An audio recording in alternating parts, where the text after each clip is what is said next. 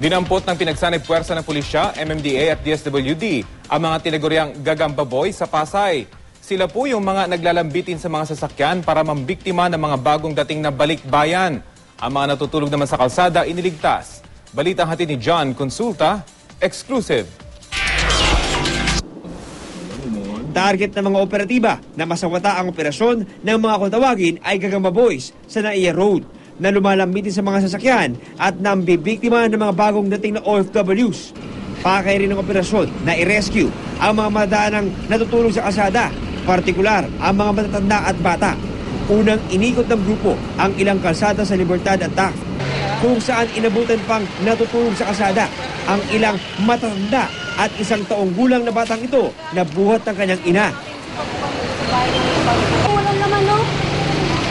Ang ilang bata nakipaghabulan at nakipagpatintero pa sa mga taga-DSWD bago tuluyang nakuha ang isa sa mga bata na aktuhan pa habang abala sa pagsinghot ng solvent sa plastic. Ang mga bata ay nanganganib dahil wala nga silang maayos na tinitirhan. Nakita ko itsura sa ilalim. Talagang at risk ang mga bata. Maya-maya lang, narating na ng mga otoridad ang tinaguriang pugad ng mga gagamba boys sa ilalim ng tulay na ito. Sinubukan mga tuwiran ng ilang mga inabutan sa lugar, pero sa huli, hinuli rin ang mga pinaniniwalaang kabilang sa mga gagamba boys. Bagay na tinanggi ng mga hinuli. Boss, mga member daw kayo ng gagamba boys? Hindi po kuya. Hindi po. Ato'y bigla na sila nangangatok.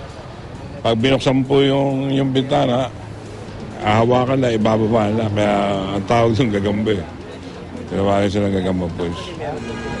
At nanakawin po yung makuha siya, kwintas, cellphone, pitaka, bag. Yung mga nangangatok sa ating mga sasakyan, lalo na sa Terminal 1, ito yung naabangan nila ng galing ng mga OFW.